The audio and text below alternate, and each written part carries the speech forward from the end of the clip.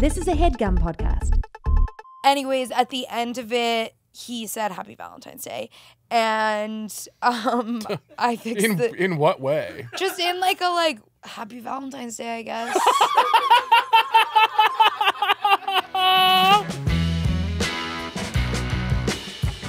We are trying to cancel you this episode. Okay, good. I just think the show, you're getting too powerful. And we should shut it down now. So we now should I'm shut looking. it down now. I'm asking people. I'm pulling skeletons out of your closet. I'm Okay, saying, let's good. cancel Rachel. Let's cancel Good. Rachel. And I'll try to come up with stuff too, or say incriminating things About yourself? About myself, or just bad takes or things that people will really hate. Yeah. Just so that we have a lot of options. You would be surprised at how many people seem to be taking that approach on this show. Yeah.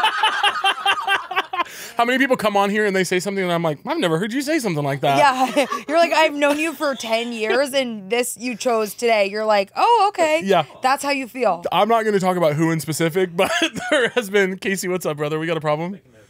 I'm gonna go through and try to see from clips. No. You also know when someone's like, this is gonna go viral. Yeah. You know what I mean? Yeah, Where yeah. you're like, That they're like, I've got something to say. I have something to say. It's really crazy. Smoking is good for babies, or what? They just do Yes, something yeah. so insane that you're like, got it. Yeah. Dude, how are you?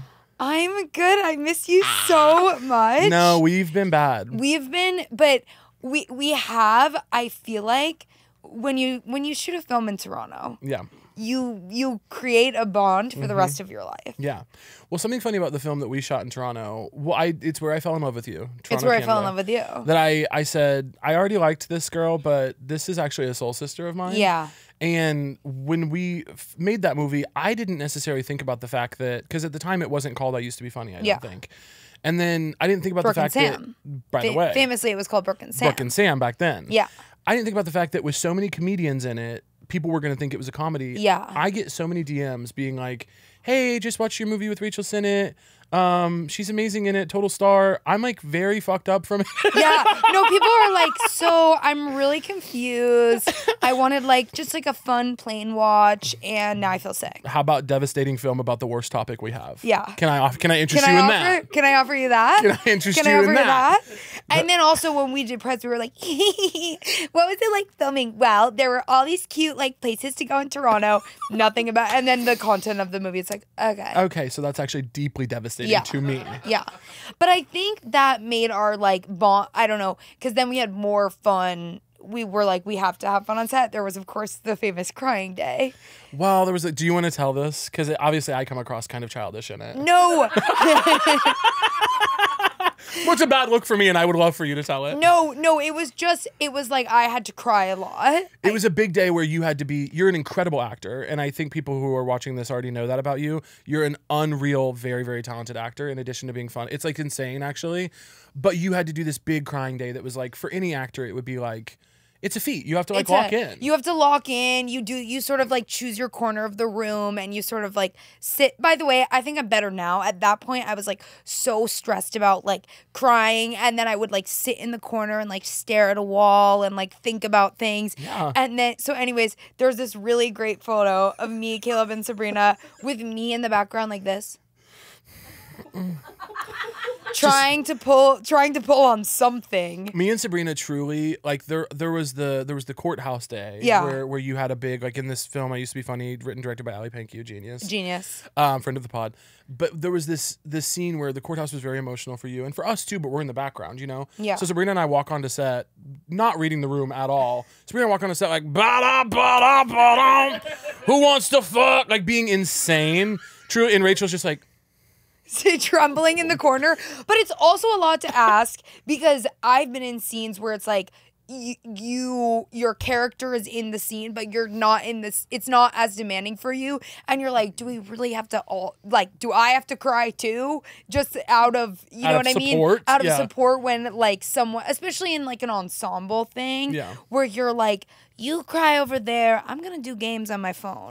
I'll watch TikTok with the captions on. You lock into your journey. But that photo was amazing. Dude, there was one of the biggest regrets I have from that movie is that they didn't choose. I'm behind you because the shot's about you, but I did get myself to cry during one of the announcements of that scene. And they didn't use the one where it was close on me while I was crying. Yeah, you're like, I was like, guys, I got it. I cried on that one. And I'm not, as you're so good and so locked in. Like, I would be terrified, by the way, if I had to do like your role in a movie like that and be so emotionally convincing. So for me in the background to get a tear, I was like, turn the camera, turn it around, show that he can do it. Like, I was wanting it bad. I know.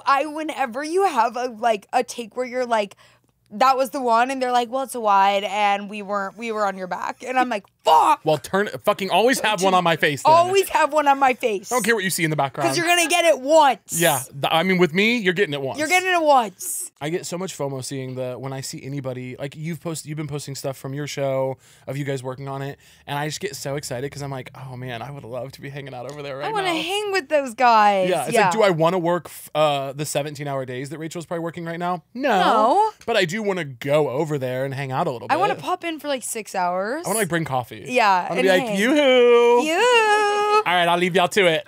Good luck, you guys. Good luck. That's like my favorite. Just when it gets unfun, I'm like, okay, good luck with the rest of the day. Yeah. I'm going.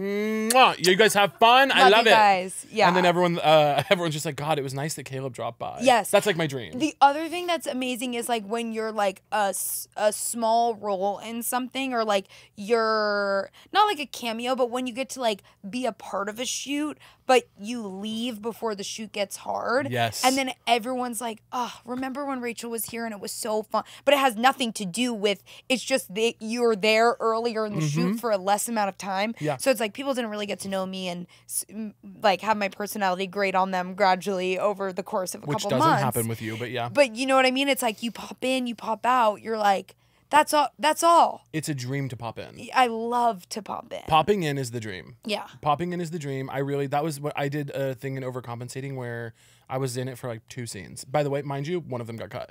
And shout out to Benny. Benny. But truly popping in is the dream. I was like, they've all been there forever. Yeah. They're exhausted. I come in for 2 days. I'm a fucking delight. And You're a delight. Leave. Then you leave.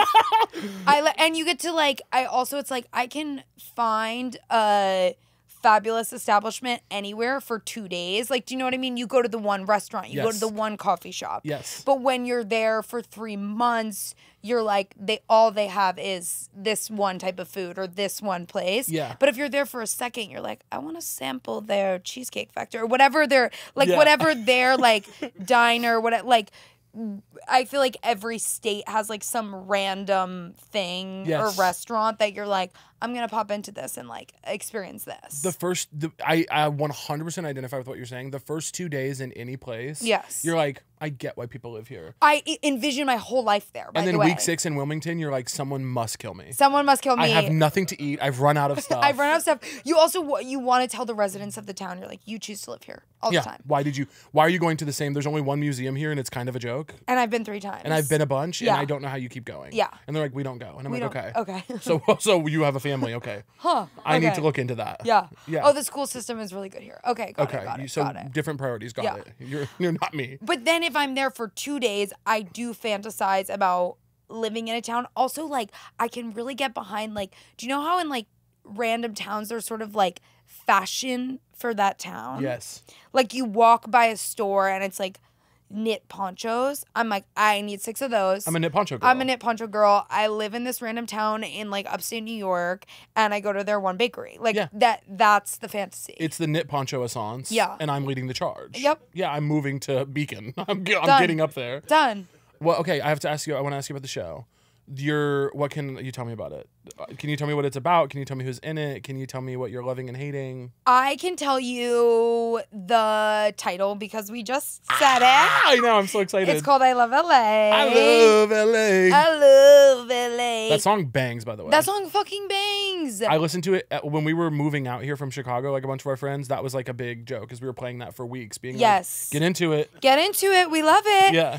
I feel like it's also like layered because when you first moved here, did you love it right away? Like, what was your journey with when you moved here? I actually did. I mean, I don't live here anymore, but like I moved here during COVID and it was such a funny thing where like everything was shut down. No one was on the freeways. So I was just like every day for fun, me and Chance and Shelby and a couple other buddies who had moved here around the same time, we were just, the only thing we could do is like COVID test, get in the car, drive around together with the windows down, listen to music. And so I was just driving around LA being like, this place is gorgeous. Yeah, there's no traffic. There's no traffic. And that's how I got to know, like, driving around LA. Yeah. And then, the second things started coming back, it felt like we were in the most special place on earth. Yeah. And I do feel that LA is like such a beautiful, special city. Yeah. Is the show, why did you choose I Love LA for the title? I think like it was because I moved here also during COVID, but I had and by the way, the memory of all there was to do was take COVID tests. That took up so much time of our life. Yes. And I took like so many different I did like spit in a jar, fill the whole jar with your spit. Yes. Nose swab, Yes. like mouth temperature,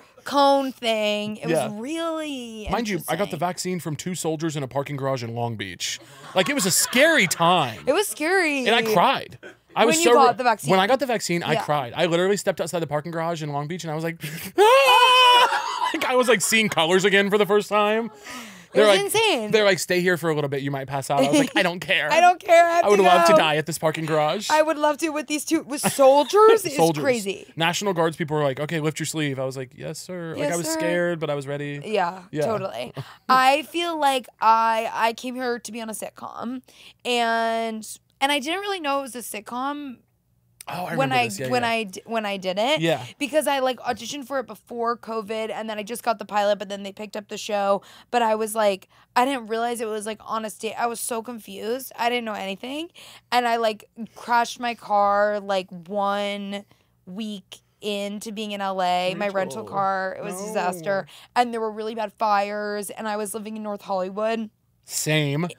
That is such a... By the North way, Hollywood. Moving to North Hollywood is a rite of passage. You have to. You have to. You have to. I was like do you know how they like pop up those like buildings that are like, this used to be a parking garage. Now it's a parking garage with 3 apartments over it. Yeah. That was like where I was staying. And I remember I like got out of my car, like out of my Uber, out of the airport, and I walked up to the building and there was human shit, like a huge amount of human shit. I love LA. I love LA. I love LA. It was just a steaming pile of shit like right outside the door, and the sky was like brown from the fires. Yeah. And I was like, fabulous. Like, okay, my dream has come true. My dream has come true. And so I think like it took me, I think it's like a little bit the perspective of like moving from a different coast and like figuring it out, but then like loving so much about it. Yeah. But yeah, that was that. Also, like, I'm not a good driver. Like, I have gotten into so many how many car accidents have you gotten? Oh God, probably. I want to know what a normal amount is before I say a lot. Okay, yeah. Before I say my number, yeah. We're doing body count exchange. Yeah, it's like, what's count. your number? I'll do like 3 less than that. Yeah. God, I don't know. I guess maybe I'm trying to think. I think 3. I think 3. Yeah. Okay. Is your Ever? Or in our life? At a total of life? A total of life. Really? And one was a deer in high school. Okay. So is that making you feel really bad? Because I don't want to make you feel bad. I want to say some of my car accidents, I'm calling them car accidents, are like little scratches or scrapes like in a parking garage. I'll go to 5 then. I'll go to 5. Okay. I can go to 5 on that. Okay. If it's hitting something in a parking garage, I can go to 5. Okay. Yours is yours north of 20? No. Well, just the way you're responding, I'm like scared for you. But it's like each one is like, is one, you know? I got my most, like my most recent car accident was on Valentine's Day. Yeah.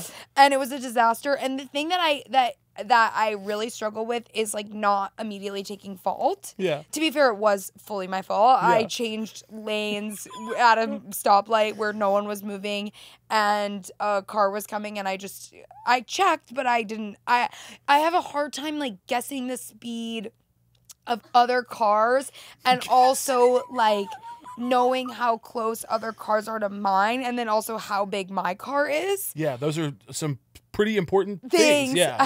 I get my license. Each one is a 1. Yeah. Each one of those. So I got I got overwhelmed. So anyways, he crashed. Basically, I went into the lane without warning, from 0 speed to fast speed, and he crashed into my car. And then we both got out of our cars, and then he was like mad at me. Totally fair. Totally fair. That's his right. Yeah. And I like immediately was like, I'm so sorry, whatever, blah blah blah, because you're not supposed to do that. But I just was like, I know this is my fault. I totally know this is my fault. Yeah. Anyways, at the end of it, he said Happy Valentine's Day, and I fixed it. In what way? Just in like a Happy Valentine's Day, I guess. It was like so... Okay, loving him, actually. Loving him. He was actually really sweet after I was said sorry. Yeah. And then it was totally fine. No one was hurt. There was just damage to both cars that I had to pay for, which was ultimately not great, but it's okay. It's okay. It's okay. But that was my most recent one, was Valentine's Day. So it's actually been a while. It's been a while. That's months ago, by the way. I feel like we talked about this. It's like every 6 months. Once you get in a car accident, you're safe for 6 months. Yeah, totally. And also, and then you get in another. I just want to say, to your defense, like, you're a beautiful, sweet girl in LA who works in entertainment. They should have like a subsidy for you. Like, twice a year, some network should pay for your car accident. Yes. Like, Let's just Warner Brothers pay come for on, this. Just like, cover it. She's a beautiful, fun young woman. I'm driving to work stressed. She's making TV so that nurses can watch something when they get off shift. Like, pay for her car accidents. People, yeah, exactly. She's gonna merge without signaling. Yes. I don't know what to say. I don't know what to say. Sorry. I can't signal. I'm thinking of ideas. Hello.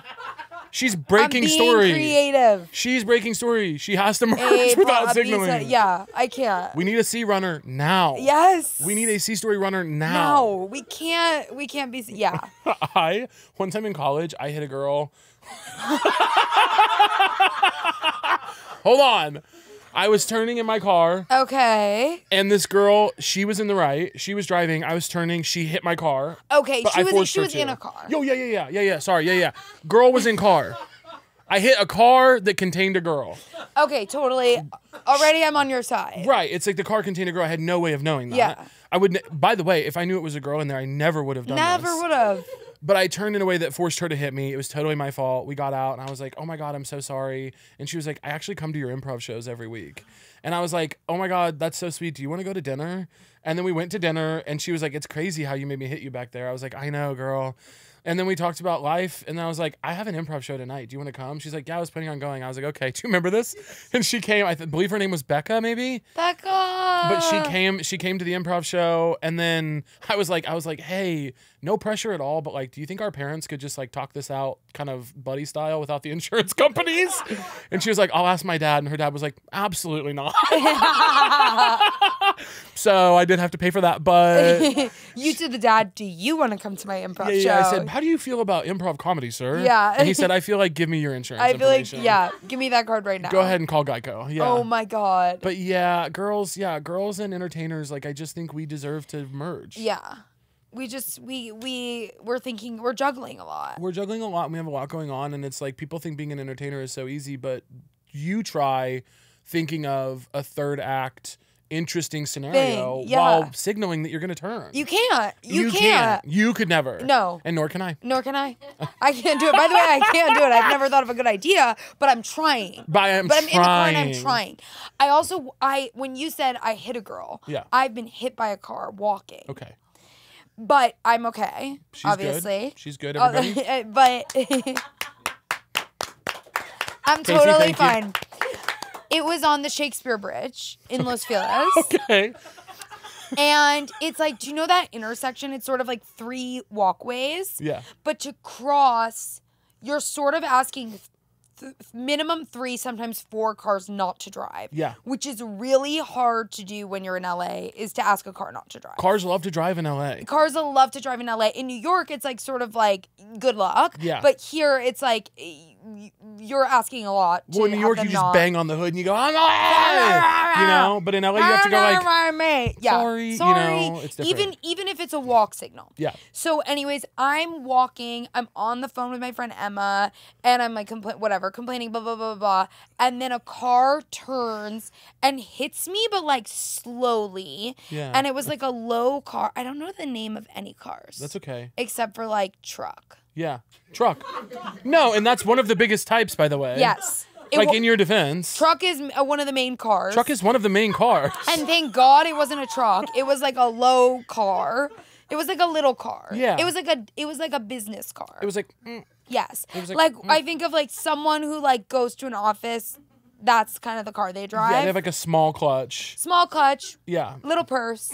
Yeah. And the front of it was long. If anyone knows what kind of car this is, let me know. At the moment, it sounds like an El Camino. That's old. Yes. Okay. But that's one of the types of cars. One of the types of cars. Especially in LA. It was like medium new. Okay. It felt like they bought it used but good. Yeah. Anyways, she hits me and I sort of fall onto the car. My phone gets knocked out of my hand, my water bottle, and then I fall on the ground. Okay, so can I just ask, when the car hits you, so if these are your legs and they have the knee joints, yeah. Do you get hit like this and fall back onto the car, or do you get hit from the side? It's sort of like I saw the car coming and I go, whoa, whoa, whoa. Ah! Hey, mister. Whoa, whoa, whoa. I literally was trying. You're on one skate holding pizza boxes. Ah! Yeah. It's like, they can't hear you. If they're making the turn, they can't see. You know what I mean? Like, it's like me saying whoa was not going to stop. But I go whoa, whoa, whoa, and sort of turn towards the car. Really good survival instincts. Okay. And so then I land kind of like on it, but then I fall back on the ground. Water bottle and phone out of my hand. Yeah.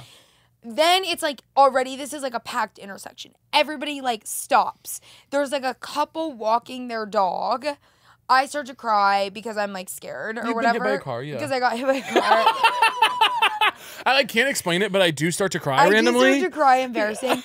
And then the woman who hit me, she gets out of her car. She starts crying. This is beautiful. I would also do if I was This is her. frankly Sisterhood of the Traveling Pants. Literally. This is the Yaya Sisterhood. Yep. And she starts crying, and then everyone's sort of like looking. The wind's knocked out of me, and I'm like have little scrapes, but I'm fine. Yeah. I get up. I forget, by the way, that my friend is on the phone. Yeah. So my friend Emma, they're like listening to this whole thing. And it's like, by the way, like imagine me on the phone being like, yeah, I think it's like weird that like, you know, they didn't reply to my email, blah, blah, blah.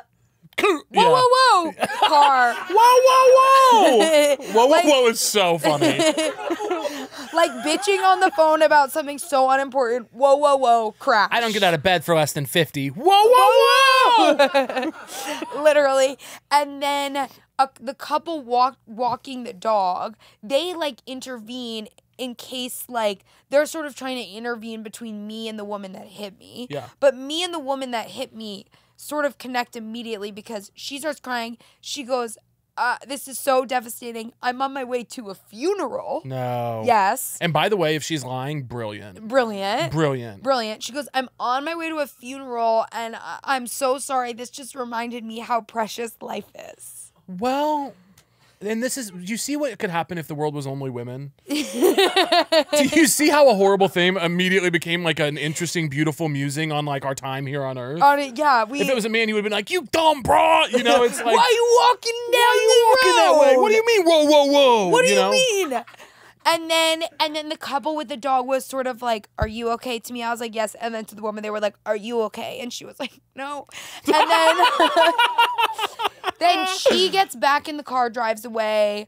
I sort of pick up the phone and say to my friend Emma, like, don't worry, I'm not dead. Emma was like, that was crazy. And then it was fine. But it was sort of it was almost awkward after we all realized like we were all fine. Because then the couple was like, all right, we're just going to do the rest of the walk with our dog. And the woman was like, I'm going to go to the funeral. Everyone's like embarrassed that they made a big deal. Yeah, no, literally. I was like, I'm just going to go home. It's all good. Yeah. But that was my car hit. Yeah. Yeah. Your whoa, whoa, whoa reminds me of something I do. I bike in New York a lot. Yeah. And many times on a bicycle in New York, someone's about to hit me and I'll just go, don't! I just yell don't.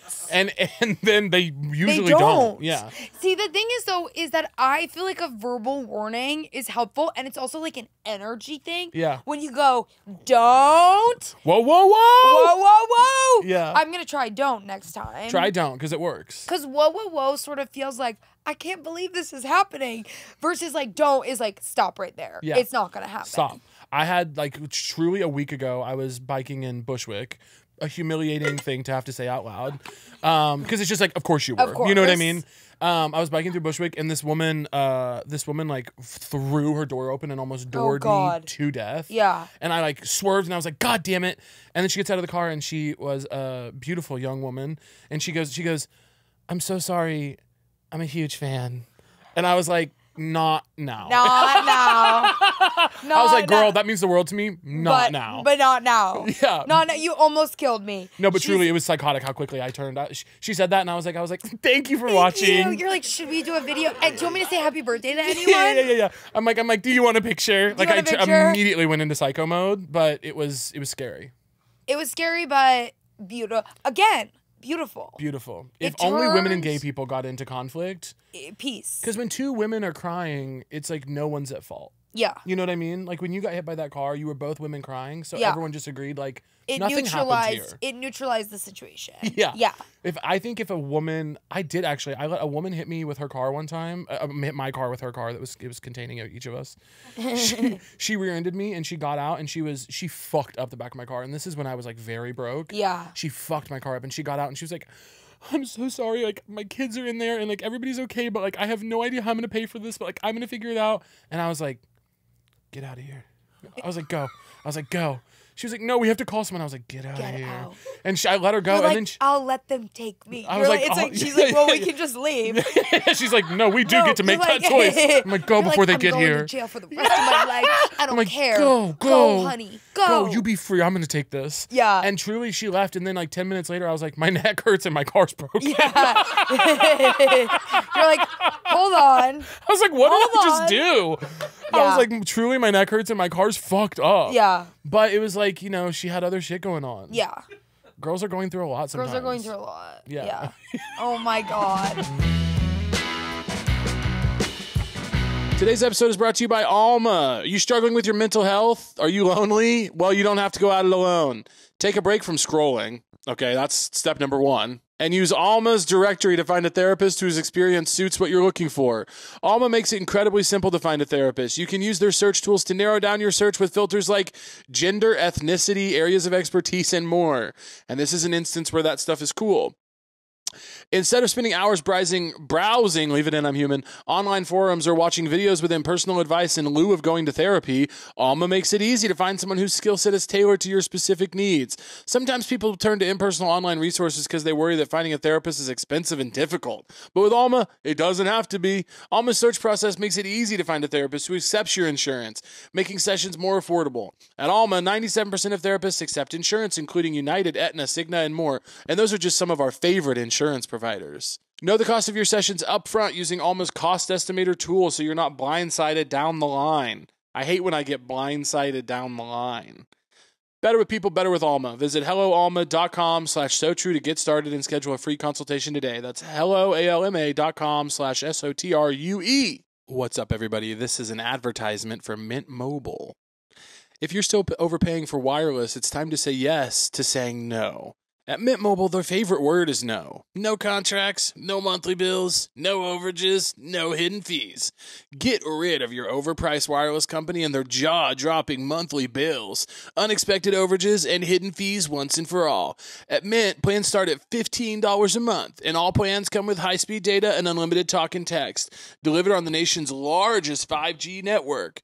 Use your own phone with any Mint Mobile plan and bring your phone number along with all of your existing contacts. If I was looking to save money on a wireless plan with reliable service, look, I could choose Mint Mobile in a heartbeat. You never know what I might do. I'm a wild card.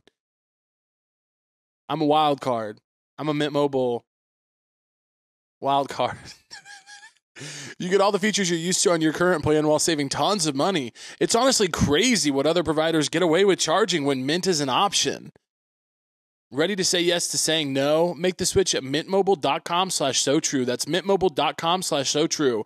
Upfront payment of $45 required, equivalent to $15 a month. Limited time new customer offer for first 3 months only. Speeds may slow above 35 gigabytes on unlimited plan. Taxes and fees extra. See Mint Mobile for details. Nailed it. Killed that. Killed the fast part at the end, the way they do on the radio. Psh. Cozy! The home of possibilities. I'm sitting on my cozy couch that they sent me right now. Cozy makes furnishing your home easy. Moving is exhausting, and designing a home can be really time-consuming. Cozy helps you make that process fast and hassle-free and eliminates all the usual heavy lifting with their fast assembly and easy-to-move boxes. That is true. The boxes were very easy to move. I got this couch from Cozy, and honestly, it's become one of my most used pieces of furniture because it's a couch in my house. I chose this couch because I love the color, and it fits perfectly in the new living room at my new apartment. After a long day, all I want to do is sit down and relax. And this couch has made the arduous job of being a comedian so much more comfortable. That's because Cozy delivers comfort and versatility. Their furniture is designed with practical comfort in mind to suit your lifestyle.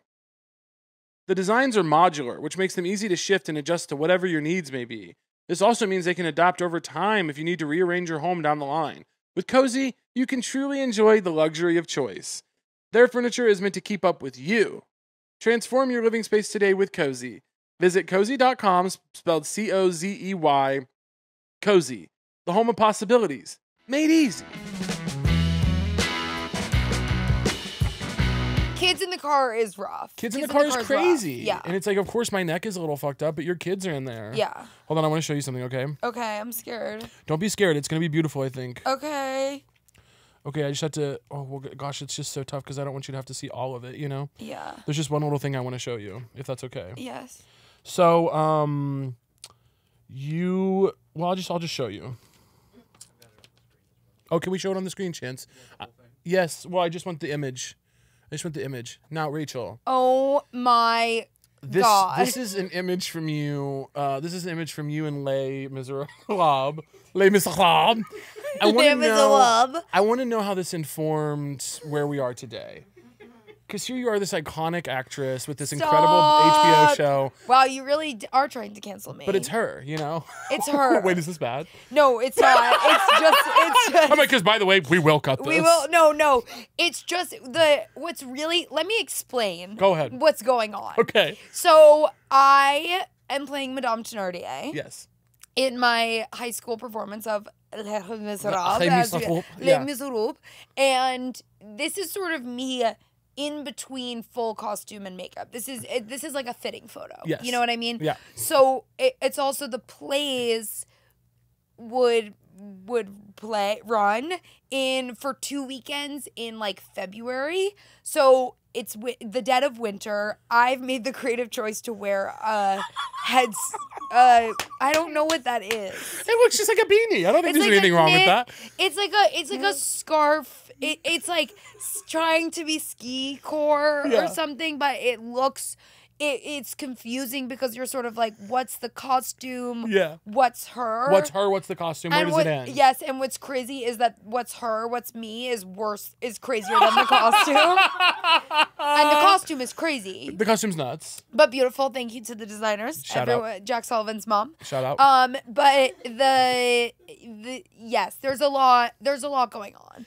I will say, playing Madame Thénardier and being in Les Mis, I'm not wearing it there, but I wore a corset, and it was the first time I connected with my boobs. Really? Yes. Whoa. It was the first time I connected with my sexuality. I put that corset on. Everyone treated me different. No. I was like, it changed my entire, like, do you know those movies where it's like, we've been losers all of high school, and then we have one last shot to, like, blow them all away. That was me. That was me. That was me being in Les Mis, wearing a corset. Everything changed. It was like, I was a loser, and then all of a sudden, by the way, I wasn't, like, cool. But then I had boobs and it changed like everything, and different people started to talk to me. I also, in my mind, it was because I was good in the play, but looking back, I think it was just that I wore a corset. We're all doing some version of that. We're all doing some version of that, but that was a big shift. Yeah. Yeah. Was it like a big thing to get that role? Like, did you feel like, oh my God? Yes, because I was ensemble every other year. Yeah. But I didn't do theater, so I hear about these things and I'm like, oh my God, getting a role must have been like, whoa. Huge. Yeah. Because it was like there was definitely like a hierarchy. There were people that were expected to be roles. There was the cast list, everyone running to it, all of that stuff. Yeah. And was it a physical list that you would run to at your school? Okay, that fucking rocks. And it was so like fun. they would post it on like a Friday night. And so then people would drive back to school to see it, and everyone would like run, but you didn't know what time he was going to post it. So it's like you're waiting to see when it gets posted, and then you come and you look at it, and then everyone gets mad over the weekend, and people text about it and like make weird posts. It was They should do that. They should create a billboard in LA that's like just all the casting directors send who got what, and your team isn't allowed to call you to tell you. You have to like go just look up at the billboard. You have to drive to the billboard. Yeah, you have to drive to the billboard, and it's just like hundreds of actors being like, fuck. Fuck. And one guy being like, yeah. And everyone hates that guy. And then if you do get it, you have to like maintain some sort of dignity and be like, great, I'm really happy, and leave. Yeah. Get in your car. Yeah. I think that'd actually be really good for the community. I think so. I think like let's stop doing all this in silence. Let's make the billboard. No, let's bring the group chats into real life. Yeah. Let's fight in front of the billboard. Let's fight. Let's have people fighting. Let's have people fighting in the streets over the rolls. Over the rolls. I think it would be really, really interesting actually, and I would like that. I think let's do it. Let's do it. So the show comes out in November. Yes. And tell me about the cast. Cast is fabulous. Yeah. Love them all. We have Jordan Firstman, who you know, Odessa Zion, True Whitaker, Josh Hutcherson, Leighton Meester. Crazy. We have some fun, I don't know how to call, do you know how they're like guest star, series regular? We have guest star, I don't know which. The terms mean something, but it's like, I know what you're saying. Yeah, you have fun people popping in. Yeah. Quen Blackwell, who's amazing. Fun. Moses Ingram, who's amazing. The whole cast, like everyone, I feel like really blew me away because when you're in the writer's room, oh my God, I have to talk to you about writer's rooms because Let's get into it. I had never done one before. Yeah. And then I'm running one. Disaster. I'm literally like, there's so much thinking and like, there's so much like talking about thinking. Yeah. And at the risk of sounding really stupid, but it's like you have to like say your thoughts out loud to other people. Usually I'm keeping my thoughts in my head or I'm telling them to like one other person. All of a sudden you have to defend your ideas to a room full of people. It's truly like art by committee. It's like I'm giving my thought and everyone's sounding off on if it's good or not. It's horrifying. It's horrifying. Yeah. And like, so anyways, you get so into the headiness of it. And Claire, we talked about this a lot where it's like when you're only in script, you get to a point where you're like, is this even real? Are any of these people even real? Like, who is Maya? Okay, like she's made up. This is fake. And then like you you bring in actors and they like add their sauce to it. And I feel like all of the actors who are on the show, like every one of them would just bring something so funny and unique and real and honest to the characters. Or sometimes like also you write a joke that sounds like too much like a joke. Like this is something that I think you're really brilliant at, which is like you can play anytime you're doing comedy, there's such like truth to it and like it's backed up by like this emotional honesty. And like I think that's something that's so special because anytime you have someone who's like doing a joke when they're like, I'm doing the joke, it feels like when someone's like trying to make you come and they're like, you're coming. Like, do you know what I mean? Like, they're doing too much. Yes, too much. And it feels like it just feels like weird. And anyways, you have this, and I feel like the actors on the show have this where it's like they just live in it and breathe in it, and it allows it to play so much more. Yeah. And like anytime I would hear that, like we did table reads for all the scripts, and then I would like hear them read it out loud, and I would like breathe a sigh of relief because I would be like, okay, this sounds like real. This sounds like people talking, as opposed to like like I hate when you can like hear the people on the typewriter being like, ha ha ha, this is funny. Like, you know what I mean? You hate when, and we all do it sometimes. Yeah. I do it in my own writing a lot, where you hear it read back to you, or you hear it on its feet and you go, oh, it feels like I was trying to be clever. Yes. And I don't even know if I was, but that's just how it's reading in the room, you know? And I'm not even trying to be clever. I'm just trying to write a sentence. But it's like, which is hard enough. I'm getting in a car crash every 6 months trying to write one sentence. Yeah. But it's like, and then there is also the joy of like working with other writers, and they all have like better ideas than you, and you're like, thank God you guys are here, because like I think that is the exciting part of the collective, is like you get all these different ideas and perspectives and like stories, and I think it's fun, like even just like you and me going back and forth on our multiple car accidents for 10 minutes. Like, it's like one story sparks another story and whatever. And like that part was really fun for me, getting to like hear everybody's different, like just ideas and like things that have happened to them, where it's like, oh, that's genius. I never experienced that. Like I could never think of this idea on my own. Yeah. You know?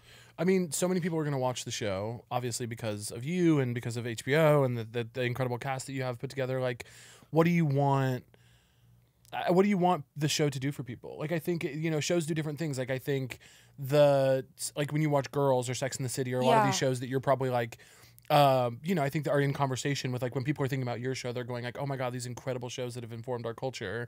They do different things for different people. They make you want to live in New York, or they make you want to be in a psychotic relationship, or they make you want to like whatever. Like, what do you want the show to do for the people watching?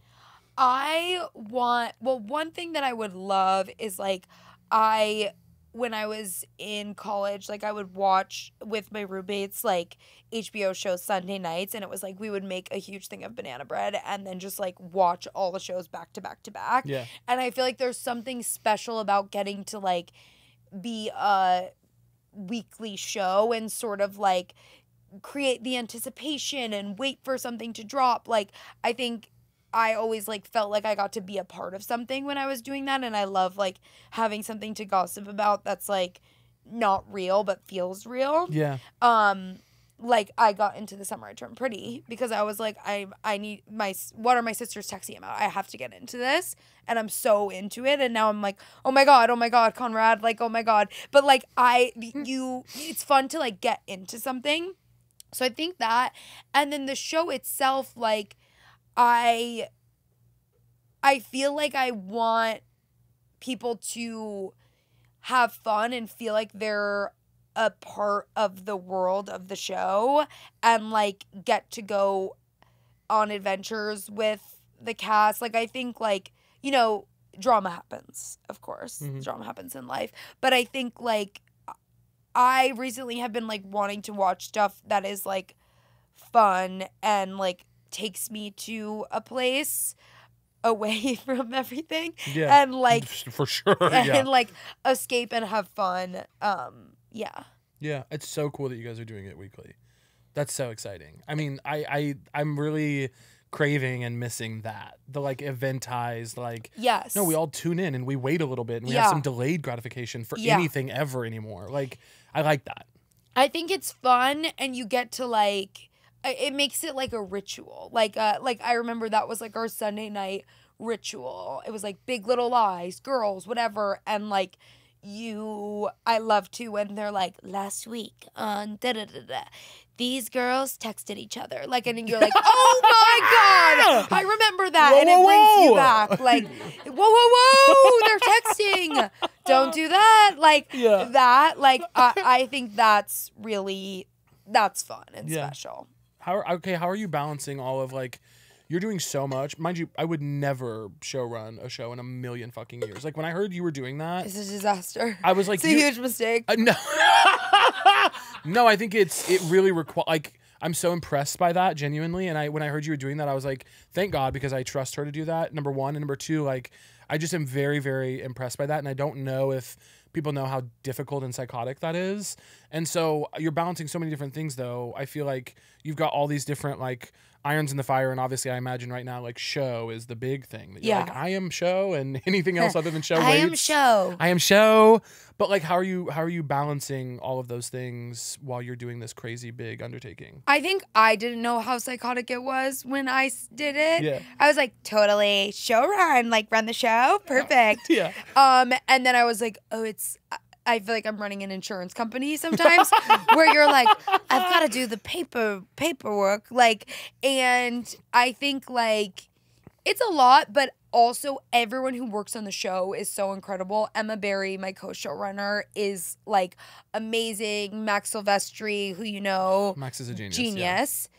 And he's one of our EPs, Lorene Scafaria, who directed the pilot and 2 other episodes. Aida Rogers are one of our producers. Like, everyone is so amazing. And then Amy and Allie, who work at HBO, are amazing. So I never felt like judged that it was my first time doing it, and I was like able to constantly was like, so today you get an email being like, today we're going on a scout for this, or we have a meeting, a mix thing, or a this thing, or whatever, and I'm like, I don't know what that is. Yeah. Obviously I will be there, but I don't know what it is. I will show up. That's what I can promise you. I can promise you I'll be there. Yeah. Claire and I will be there, but we don't know what's happening. Yeah. And so literally there were times where I would like Google stuff and I would be like, what is this? Or what kind of, they're like, we're looking to hire a da-da-da-da-da, like this person for editing, blah, blah, blah. And the name of a job that I don't know. And I would be like, that sounds awesome. And then I get to the interview and I'm like, so what would you say this job entails? What do you do? What do you do in your opinion, words? Yeah. In your words, what happens when you come to the office? If you come at all, do you work from home? What is this? Yeah. Let's walk through this. I hire you. Then what? What's next? Yeah. What's next? What's next? And frankly, what should I be looking for? What should I be asking you? Yeah. If you were to ask yourself a question that you want me to ask you, what would it be? Ooh, okay, fun idea. Say 10 things you do in a day. Quick. Go. Yes. So it was a lot of that. There was one day in the writer's room where, because I also had only ever I'd written multiple pilots, but I had pitched multiple shows that never got sold, and I like had submitted scripts for staffing. I never got staffed. And so my only experience really was like writing movies and writing bottoms. Just burping really quick. Just burp really quick. And so I know the like shape of what a movie is supposed to be, but it's different than a TV episode. So one day in front of all the writers, I was like getting really like in my head about like the shape of what an episode should be. And it's like, all of our writers were lovely and no one would ever judge me, but still, you're in front of a group of people that you're supposed to be leading. So I walk up to the board and I draw like a squiggly line, and I'm like, so if a movie is like this, and then a show is like, and then I start drawing these lines, and I turn around and I look at the room and everyone's like, and I was like, fuck, how do I back away from this? And I look to Max, and Max is like, Max is like, yo, whoa. No. And I was like, then none of this matters. And I literally erase it as if it's like an exercise. I'm like, throw it away. We don't need this. Guys, screw formulas. Let's just blue sky, a word I learned 2 days ago. Yeah. Like it was. It's house numbers. It's bad pitch. It's throw anything out there. We don't even need the board. Burn it. Like it was so. It was like I so in that moment was like I don't know what I'm doing, and it was so scary. Max in the corner being like, no. Yeah. There would be so many moments. Max is amazing, and so is Emma, where I was like, they had so much more experience than me, but they never made me feel like I was stupid or like my ideas, because I still knew like what I wanted the show to be about, and I knew I had all these ideas for the season, but I didn't always know how to like express them. And I feel like there were so many times during the room where I would like start to say something and then I would be like, and trailing off, and Max would be like, exactly. And so what Rachel's kind of saying, the save, I was like, whoo, texting him under the table like, thanks girl, needed that. But it was definitely like a learning curve. And then the other thing that I feel like the process of show running is I would learn a new word and I couldn't stop saying it. Oh, of course. You learn a new word, you go, oh, I'm going to run that. I'm going to beat that into the dirt. Yeah. I'm going to like, when I learned the word vestigial. Oh, vestigial. Yeah. Oh, Let's vestigial. Go. Yeah. When they're like, that's vestigial from the last draft. Let's pull it. Now I'm like, in my life, I'm like, that shirt's vestigial. That's from 2018. Let's pull that shirt. It's a little vestigial. No, there's something addicting. There's a very specific language and way that people talk about making TV. Yes. That when I wrote for Big Mouth, like my first writing job, the whole first season really was me, and Max was there, and he has such a brilliant mind for TV, that the whole first season was me just being like, someone would be like, oh, this dialogue feels sweaty, and I'd be like, it does. It does feel sweaty. Super sweaty. It's sweating all over us. Like learning the terminology of it. And then season 2, like having younger writers come in and being like, oh, now they're learning the way we talk about this. It's a lot of fun. It feels like I have a secret. I know. I'm like in a club. Yeah. Yeah. You're like, the different terms.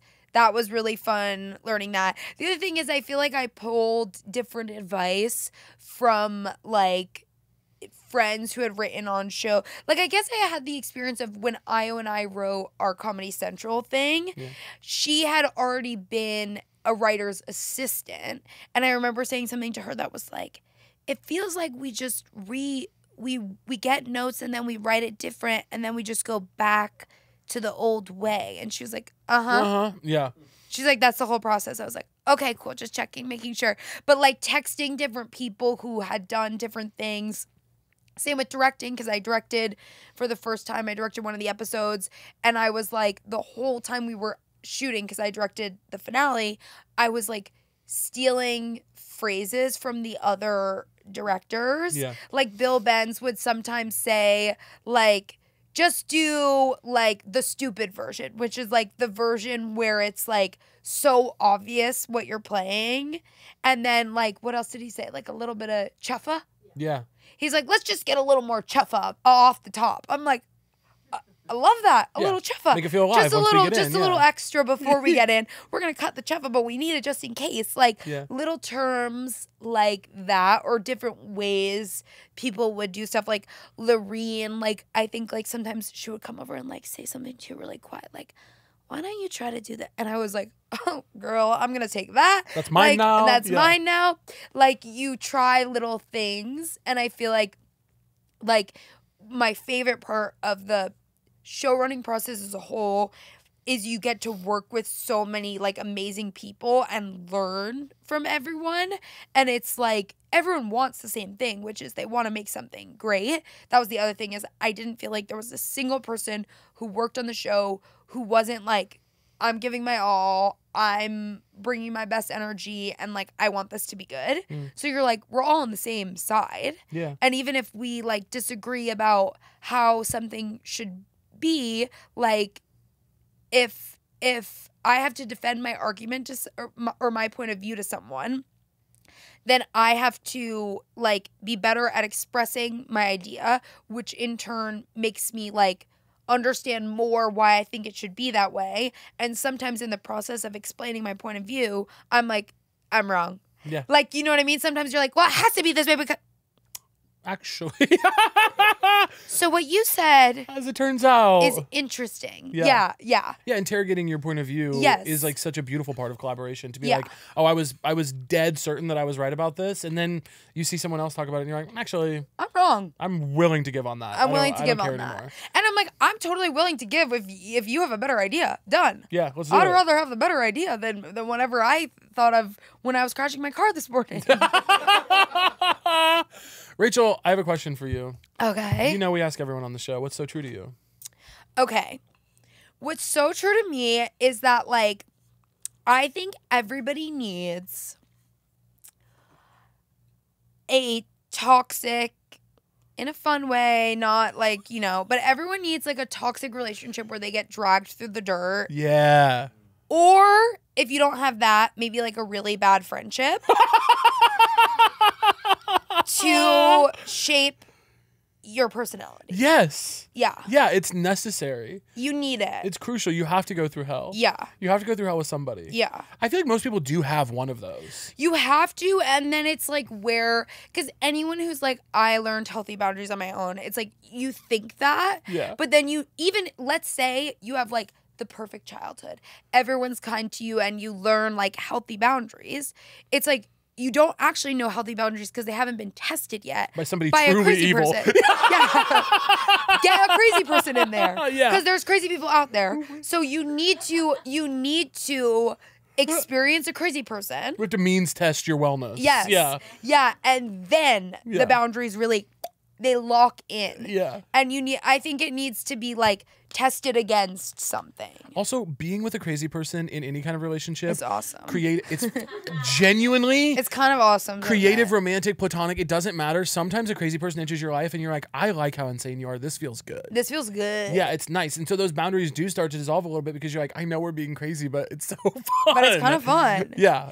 And then after you do it, then after the fun part goes away, gets really bad. Yeah. And then you go, okay, this is what I have my boundaries for. And then after this, I feel like is my journey, is I was like, no boundaries at all. And then I got to this area where I was like, it's all boundaries. And the walls are brick and cement. Wall. Boom, boom, boom, boom. Don't come in here. Yeah. It's like all these little rules that I came up with. I have so many little rules. I live by little rules that are like, if I don't have my bum breath, then I can't poop. And then if I don't have 5 minutes alone and I have to meditate and I can't see someone on weeknights, like whatever, all these things. And those are awesome too. Yeah. But then you can, once you really feel good in your rules, then you can sort of peel back on rules and go, this Wednesday, I'm going out to dinner. Yeah. Like, do you know what I mean? Or like, I'm going to have milk and I plan. I'm having milk. Hello. I know it hurts my tummy. I'm doing it anyway. I'm having milk tonight. I truly had a milk night last week. Milk I was like, I'm milk having full dairy night. Ben & Jerry's and I will feel bad in the morning. It doesn't matter because and this is the other thing that's great, is like when you're younger, like something happens and you're like, wait, why is this happening? Why does my stomach hurt? Why do I feel crazy out of control? Why am I like completely like unable to stop myself from whatever, being in this thing with this person, whatever. You don't know what's going on. Then you learn. Then you know and you go, I don't want to do it. But then after time you go, now that I know, I can do it a little. Yeah. Because I know my stomach's going to hurt tomorrow. That's okay. I'll plan. I'm going to do exactly. It's like you plan milk night for when you don't have something early the next morning. No. You're like, I can wake up and feel a little bad. And then you have shit morning. You have shit morning. It's milk night into shit morning. Yeah. Poopy Monday. No, but you're actually saying something so real, which is like you go, okay, I figured things out. I made my rules. I lived really strictly about this, that, or the other, this relationship or this food or this whatever. And then once you know the consequences and you fully reckoned with them, then you're like, I can break the rules. I'll just plan on how I break them. I plan on how I break them. Yeah. Yeah. Really, really good. Yeah. The other thing, this part kind of sucks, is like, do you know, like when you're going through like a hard time? Never happened to me. Really? I've never had a hard time. Isn't that crazy? Totally. Yes, I know when you're going through a hard time. When you're going through a hard time. Yeah. And before I would only realize that it was a hard time after. I would be like, wait, that was a really hard time. Now I realize that when I'm in it, I'm like, shit. And you're sort of like, you know that it'll be over at a certain point. Yeah. So you can't even do the drama. Like, to me, it used to be like, if I was going through a breakup or something, I would be like, it's over, it's over. Like, you know what I mean? And I would just like throw myself into it. And now you're like, this will pass. Yeah. I'll be okay. Couple nights with the girls. It'll be fine. And you're like, I kind of miss the not knowing of like what's going on. I think about this all the time when I think about like the kids in my life, like my little cousins and stuff, that I'm like, I love you so much and I want to give you lessons as quickly as I can so that your path in life will be easier. Yeah. But the number one thing I can't give you that makes life so much easier is just data. That you have been through things and you've seen yourself, you've had a hard time and then you've had an easier time and then it's gotten hard again. And you look back and go like, oh, this is how I got through that hard time. You create your steps, you create your processes, you surround yourself with certain types of people. Yeah. I can't give you data. You will just have to live through some really uncomfortable moments to get to the place you're talking about of like, yeah, I can't really do the drama because I know this week sucks. Yeah. And next week it won't. And that's just what it is. And that's just what it is. And it doesn't matter if you tell them. There were so many things my mom told me that I was like, okay, bitch. Yeah. And then literally years later, I was like, she was right. Nailed it. She was right. Nailed it. She literally took me like, sorry, back to the milk. But my mom was like, you're allergic to milk. I took you to a doctor. I was like, you're a liar. I'm having milk. I'm having milk. Every night is milk. And then I was like, oh, okay. And then I discovered all these other milks that are delicious. But like it's just like a rule where it's, or even like being in a bad relationship, your friends or your mom or whatever could be like, you shouldn't do this. And you go, okay, I'm going to do it for 2 more years. Yeah. And then never again. But it's like those types of things. It's like you can tell them, but they're going to learn it on their own. Yeah, they need their own data. They need their own data. Everybody has to get their own data. Everyone has to get their own data. And you'll figure it out. You'll figure out what you are good and bad at when things go good and bad. Totally. Yeah. Rachel, we have a segment for you. This one has nothing to do with high school theater. Okay.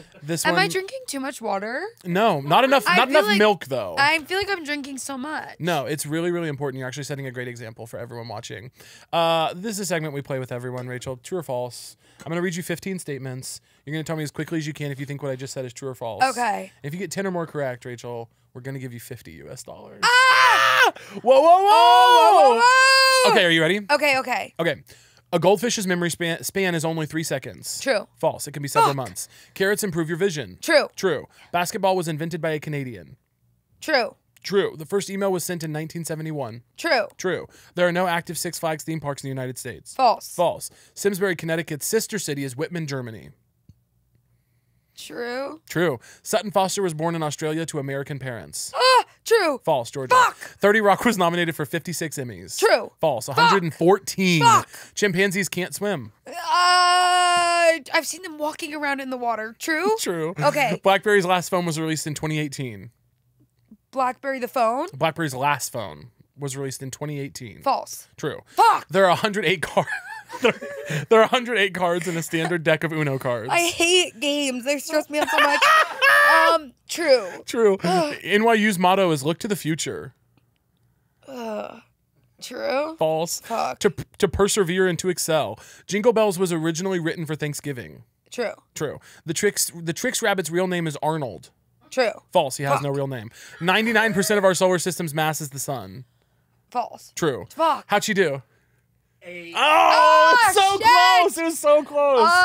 Damn, I'm damn sorry. it. If you need $50 though, like call me, girl. Okay, You know I've got you. Okay, thank you. I've always got you. I will always hold you down like that. Okay, thank you. You will. I really will. I really will. I remember you treated me for dinner our first night in Toronto. Do you remember that? Pasta. It was a went to delicious pasta. meal, and it was like so beautiful. It really was. It was such a funny, like, our little life in Toronto was like, Rachel and I are hanging out every day for a little bit, actually. It was perfect. It was cute. We went and bought a sweater. You got like a big Canadian flag sweater. Do you remember that? I do. It's cutie. And we like went out too. Yeah. We did. We were fun back then. Now all we do is work. Grandma and Grandpa. Grandma and Grandpa Over talking about here. data and milk. Talking about the memory of a goldfish. Okay, so the show's coming out. Very, very excited about that. It comes out in November. Are you going to get to like go on a vacation? Are you going to go away for a little bit? What are you going to do when you get free time again? I am going to hopefully move. I need to move. A big stressful thing. A big stressful thing. I need to move. I need to repair my relationships with my loved ones. You know how it's like you go away and you give no one any time. Apology tour. Yeah. Yes. And then, sorry, one other thing Claire and I were talking about was we were like, you make promises the whole time. You make promises during the shoot, which is like, you're like, when we wrap, I'm going to be at the club. Yeah. I'm out. Yeah.